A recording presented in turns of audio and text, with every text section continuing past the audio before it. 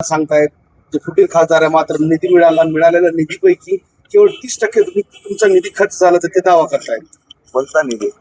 जे निधी भेटलं तुम्हाला तर 30 कोटी निधी भेटला, मात्र त्या माझा खासदार निधीचाच विषय आहे हा, ना. माझा खासदार निधी. ठीक आहे, खर्च नाही झाला नाही म्हणजे माझा निधी तिथं आहे ना शिल्लक. ठीक आहे, कुठे लॅब झाला नाही. 2024 पासून मिळालेला निधी केवळ 30% खर्च झाला. मग ठीक आहे ना, माझ्याकडे निवडणुका होत्या हा. जिल्हा परिषदच्या, महापालिकेच्या, नगरपालिकेच्या, त्याच्या संहितेमध्ये आम्ही खर्च करू शकलो नाही. त्यामुळे आता आम्हाला ते आमचा निधी काही लॅप्स होत नसतो म्हणा. तुम्हालाही माहिती आहे म्हणा, तुम्ही खासदार आहेत. आता आम्ही टक्केवारी घेतो तर तुम्ही किती घेता टक्केवारी हे त्यांना विचारा.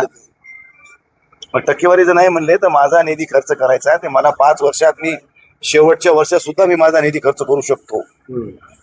आणि जवळजवळ हे 4-6 महिने पूर्ण आचारसंहितेत गेलेत. त्यामुळे आम्ही निधी खर्च करू शकलो नाही. आणि 5 कोटीमध्ये 1,500 गाव आणि 14 शहरामध्ये कोणाकोणाची आम्ही गरज भागविणार आहेत. प्रत्येक जण येतो, आम्हाला निधी द्या, आम्हाला निधी द्या, ह्या सभागृहाला द्या, ह्या स्मशानभूमीला द्या, ह्या रस्त्याला द्या, ह्या ह्याला द्या.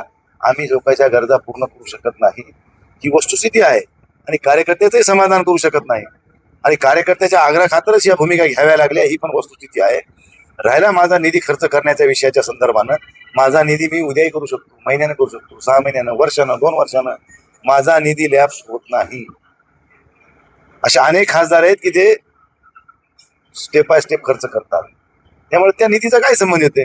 मी उद्या खर्चून अरे मला इमर्जन्सी काय आहे, एखाद्याची इमर्जन्सी आली, त्याला गरज आहे पैसे द्यायची, ते द्यावं लागेल मला. अशानं काही नाही, मी निधी शिल्लक ठेवत असतो. आणि आचारसंहितेमुळे काही शिल्लक राहिलाय. त्यामुळे आता झाल्या 2 वर्षाचा निधी, आता मार्चपर्यंत मला खर्चाचा अधिकार आहे ना. कळलं का? 2 वर्ष झालेत माझ्याकडे निधी खर्च करणे. जूनला आपण 4 जूनला आमची शपथविधी झालाय, त्यानंतर आम्हाला निधी मिळालेला आहे. 2 वर्षाच्या निधीमध्ये काही बी जवळजवळ पहिल्या वर्षामधला काही खर्च केला, दुसऱ्या वर्षात आणखी काही केलेलं नाही. तर मी आता पैसे खर्च करायचे तर आम्हाला देणार ते का मी घरी घेऊन जाणार आहे?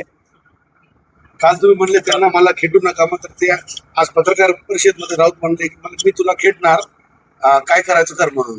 मी काय करणार आहे त्याच्यात? आता ते उंचीतले माणसं आहेत. संजय राऊत साहेब म्हणजे एक मोठा नेता आहे. त्यांनी माझ्याविषयी बोलावं म्हणजे त्यांचं उंची कमी होईल.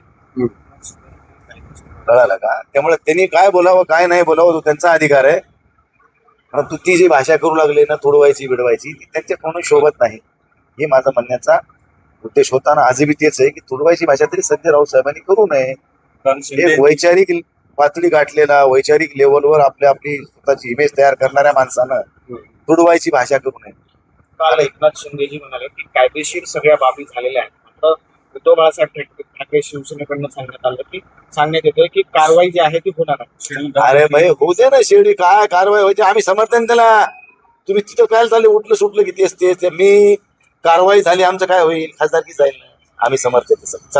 काल शिंदे यांनी पत्रकार परिषदेत त्यांनी असं सांगितलं की मान सन्मान म्हणजे यांना हे करून राऊत म्हणतात यांचा मान सन्मान म्हणजे 50 कोटी 100 कोटी 100 कोटी 50 कोटी पण ठेवले मी, कुठे ठेवले बघावं लागेल मला. होतं लागते कुठे पाठवली जाते बघावं लागेल मला. राऊत यांनी अशी पण टीका केली आहे की 100 कोटी 200 कोटी यांच्या कामासाठी आणि ठेकेदारीसाठी तुम्ही तिकडे गेला. माझा ठेकेदारीचा व्यवसायच नाही ना, सगळ्याला माहिती. माझा ठेकेदारीचा व्यवसाय नाही. आणि मला जर पैसे घ्यायचे असतील मला, संजय राऊत साहेब तुमच्या काळात तुम्ही किती दिले ते मला सांगा म्हणा. उद्धव साहेब मुख्यमंत्री असताना तुम्ही मध्यस्थीकरला होते म्हणा, तुम्ही किती दिले ते आम्हाला. त्यामुळे ह्या गोष्टी आता उगाच त्यांनी म्हणू नये. आता कोणी कुठे बाजूला सरकारला की म्हणायचं ह्याने असं केलं, त्यांनी पैसे खाल्ले, ह्याने ठेकेदारी केली. हे काही ठेकेदारीचा विषय का? अरे मी 5वी टर्म आहे माझी. जर मी खरंच दुसऱ्यासारखा वागलो असतो तर मी लय मोठा राहिलो असतो ना. माझ्या कार्यकर्त्याला तुमच्यापासून लपवू शकते म्हणा, माझ्या कार्यकर्त्यापासून तर लपणार नाही ना. अरे गोरगरीब लोकांमध्ये राहत असताना, सर्वसामान्य लोकांत राहत असताना कोणाची कधी काय अडचण येईल आणि त्याच्या अडचणीला कशी मदत करावी लागते हे आम्हाला माहिती आहे. तुम्ही सांगायची गरज आहे का आम्हाला? तुम्हाला काही माहित नाही ना. तुम्ही राज्यसभेवर खासदार आहे, तुमच्या घरी कधी एखादा माणूस आलाच कॉमन मॅन, एखादं माझं हे काम करा म्हणून, तुम्ही कधी भेटलात कॉमन मॅनला? तुम्ही सगळं घोटता मोठ्या लोक VIP लोकांमध्ये. तुम्हाला गरीबाचं दुःख काय कळणार आहे? पावसकरांनी बाळनगरावरून जी टीका केली त्यानंतर संजय राऊत यांनी असं म्हटलं आहे की शिवसेनेने बाळनगर चालवली आणि त्या बाळनगरातच वाढलेले आहेत, त्यांना तुम्ही घेताय.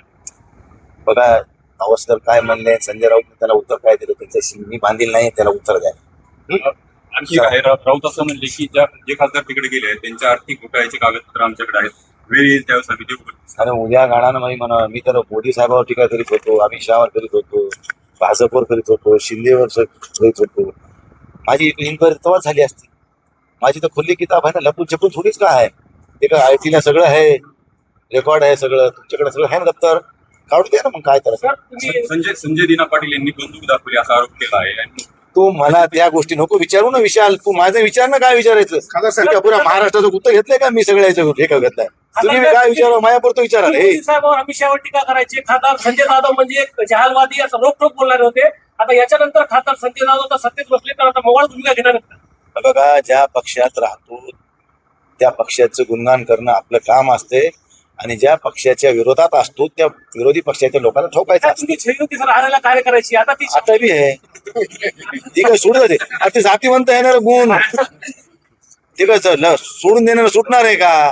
ते नॅचरल आहे.